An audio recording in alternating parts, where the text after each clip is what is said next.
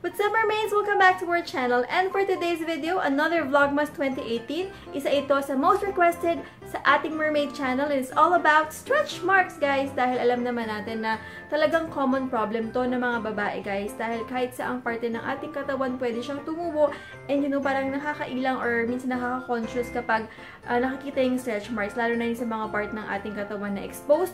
When we wear, for example, sleeveless. Kasi nagkakaroon tayo ng stretch mark dito sa may kilikili most of the time. Or sa may pigi, sa may hips, sa may puwet, dito sa may chan. So, sometimes we can't really parang wear whatever we want because of those stretch marks. And yun nga, nagbabasa ako ng comments sa ating mga video sa ating channel. And yun nga yung isa sa pinaka tinatanong sa akin, Ate Martha, paano ba namin maiiwasan magka-stretch marks? Or paano ba mag-fade yung stretch marks? So, I decided to do a video all about it, hoping na makatulong tong video na to for all of you mermaids. So, if you're interested to watch this Vlogmas, please keep on watching.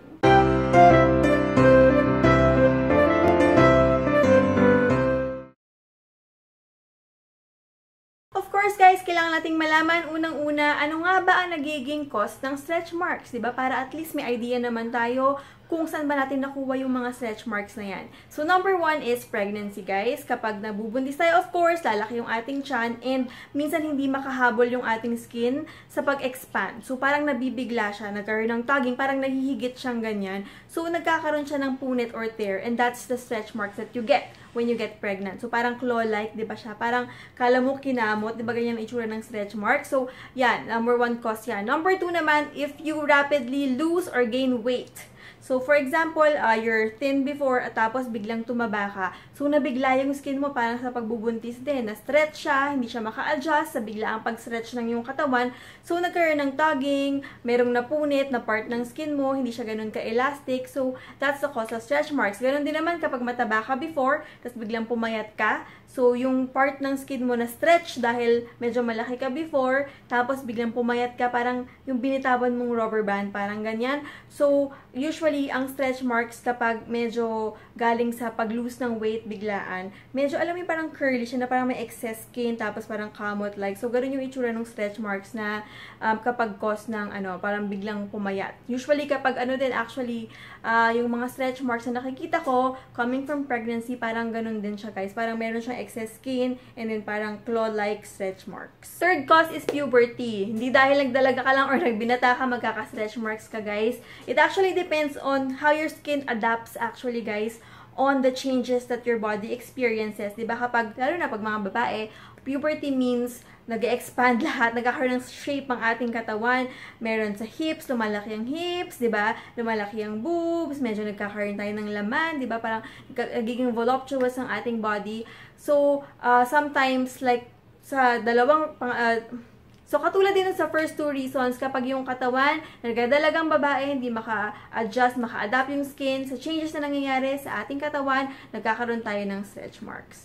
Meron akong isang myth na narinig actually, guys, na kapag meron daw tayong period and nangamot tayo ng ating katawan, magkakaroon tayo ng stretch marks. So, dati takot akong mag-scratch ng katawan ko kahit itchy siya kapag meron akong period kasi feeling ko magkaka-stretch marks ako. But actually, it's not true, guys. There's no proven test or anything na nag-prove na may isang taong nangamot kapag may period siya tapos nagkaroon siya ng stretch marks. It's not true. Walang katotohanan niya. Walang kinalaman ng ating menstrual flow sa stretch marks. Yung pang-apat na reason sa pagkakaroon ng stretch marks, genetics, guys. Namamana rin yan. Kung yung ate mo, yung pinsan mo, yung tita mo, yung mommy mo most especially is prone to have or develop stretch marks, very high ang risk mo magkaroon din ng stretch marks. So, pag-uusapan natin later kung paano siya mape-prevent. So, kung wala ka pang stretch marks, pag-iingatan mo yung katawan mo. But going on to the number 5 reason of having stretch marks, meron din tayong mga medical conditions, guys, na actually you're prone to develop stretch marks. And of course, I'm not a doctor, so I'm not at liberty to discuss those mga diseases, but I know lang kapag medyo mataas yung cortisone level mo sa katawan mo. Cortisone is actually a hormone na sinisecrete or pinuproduce ata ng ating adrenal gland. Okay, so para sa mga wala pang stretch marks dyan, katulad ko actually, guys, wala akong stretch marks sa katawan. I'm so lucky lang talaga na hindi pa ako tinutubuan ng stretch marks. Cross fingers, sana hindi ako magkaroon ng stretch marks. So, para sa ating mga wala pang stretch marks, paano natin mape-prevent ang pagkakaroon nito? There's really no sure way of prevention of stretch marks, guys. Like, Yung nga, diniscuss ko kanina yung mga causes, diba? Syempre, if you're a girl, most especially, pag nagbuntis ka, you're really prone of having stretch marks. Malaking chance mo magkaroon ng stretch marks. And of course, lahat tayo dumadaan sa puberty. Medyo yun nga lang kasi ako, hindi masyado nag-develop yung katawan ko. Kung nakita niyo naman guys, hindi malaki yung ano ko, yung hips ko, ganyan. So, sabi nga nila, late bloomer daw ako. But for me personally, mermaids, isang bagay lang yung within our control kung paano hindi tayo magkakaroon ng stretch marks. Yan yung ating weight. If you're exercising regularly, eating the right kind of food, avoiding sudden weight gain or weight loss, ganyan, prevent natin magkaroon ng stretch marks. Doon sa 5 reason na binanggit ko kanina kung ba't tayo nagkakaroon ng stretch marks, yun lang yung pwede nating makontrol kasi yun lang yung talagang within our grasp. Another way of preventing stretch marks, guys, is keeping yourself hydrated, drink lots of water, and of course, yun nga, hand in hand with putting on lotions and creams. If your skin is hydrated, mas less yung chance mo magkaroon ng stretch marks. Kasi yung mga may dry skin, yung mga hindi healthy yung skin, yun yung mas prone sila ng mas mataas yung percentage na magkakaroon sila ng stretch marks. Drink vitamin C or mag-vitamin C supplements ka, or if you don't wanna do that, eat a lot of fruits or vegetables or food or kung ano man yan na nagbibigay ng maraming vitamin C sa iyong katawan because vitamin C is known to increase the collagen of your skin, and alam naman natin, ang collagen maganda siya sa skin elasticity, so mas less ang iyong chance magkaroon ng stretch marks. Moving on naman tayo, mermaids, paano ba natin matatanggal ang ating stretch marks? Unfortunately, guys, wala talagang proven 100% effective na matatanggal siya completely. So, our stretch marks, pwede siya mag-fade over time, pwede kang gumamit ng mga products, mga home remedies, or mga, mga treatments sa iyong mga dermatologist to fade the scars or yung stretch marks mo. Pero yung matatanggal siya 100%, wala pa talaga. Mag-start muna tayo dun sa mga treatments sa dermatologist na medyo costly talaga, guys. Alam naman natin kapag pumunta tayo sa derma, nagpagawa tayo, lalo na pag may gamit na machine, you really need to shell out money. So, number 1 is pulse dye laser or fractional laser therapy. So, yan yung mga pwedeng makatulong sa'yo para mag-fade yung stretch marks mo. So, laser therapy siya, guys. Nililaser yung sugat or yung mark ng tiyan mo or kusang mang parte ng katawan mo para mag-fade yung sugat. So, it's like tinatanggal nila yung peklat. Parang ganyan siya. So, number 3, microdermabrasion. So, parang ano mo yun sa mukha, yung ginagawang ganyan, diba? Usually, kapag meron tayong mga pimple marks like this that I have on my face, microdermabrasion mo siya. So, maintenance lang para mag-fade yung peklat sa mukha mo. Ganun din yung ginagawa sa ating stretch marks kapag magpapa-microdermabrasion tayo. So, pwedeng yun na lang yung ipagawa mo kasi mas mura siya kaysa dun sa mga pulse dye laser tsaka dun sa fractional laser therapy na binanggit ko kanina. Ngayon naman, ano nga ba yung mga home remedies na pwede nating magamit para mag-fade ang ating stretch marks? Diba yung microdermabrasion na binanggit ko kanina, merong alternative na home remedy na pwede nating gawin sa ating mga bahay na makukuha lang natin sa ating kitchen. It's sugar scrub, guys. Diba? Pag sino na ba sa inyo yung mga nakapagpa-microdermabrasion dito or diamond peel, diba? Yung feel nung pinaka-wand na kinakaskas sa ating katawan or sa ating mukha, maaligasgas siya. Sabi nila may mga diamond crystals daw na maliliit doon sa machine na yon.